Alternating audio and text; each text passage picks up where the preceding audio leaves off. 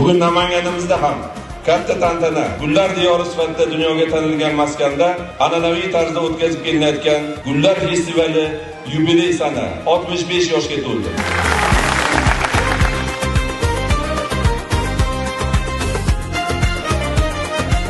Bu yil gulchilarimiz butun jamoa bo'lib yaxshi mehnat qilishdi va buning natijasi bugun Ginneslar rekordi kitobiga Gullar festivalida eng ko'p gul ekilgan festival sifatida kiramiz va sertifikatini bugun topshirishadi. Juda ham bu katta tarixiy yangilik. Mana shu 65-xalqaro Gullar festivalini ochilish marosimida bu bo'lib o'tadi.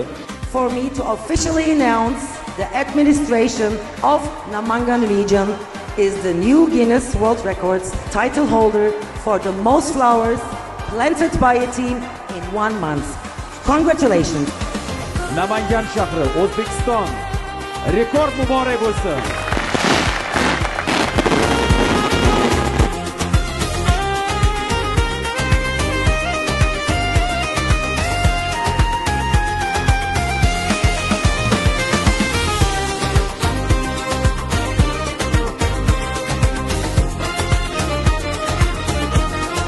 Tinchlik, xotirjamlik, rivojlanish bo'layotgan yurtda shunaqa bayramlar yarashadi.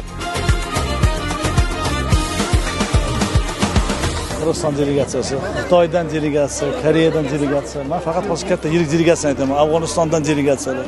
Mana bular xalqimiz ham aytdilar, umumiy mana shu festival doirasida 1 million 200 ga yaqin xorijdan va 7 million o'zimizni ishga sayyohlarni kutyapmiz.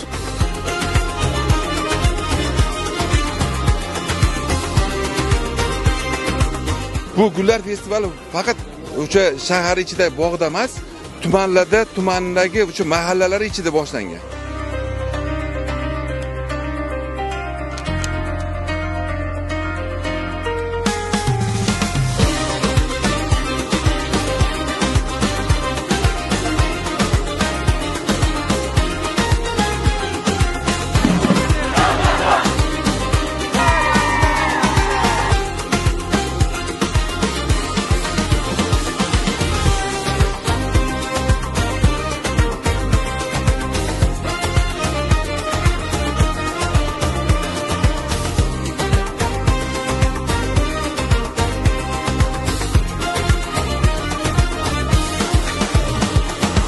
Namangan Guinness rekordlar kitobiga kirish va 300 ta gullarga burkangan avtomobil paradi bilan xalqaro gullar festivalini boshlab oldi.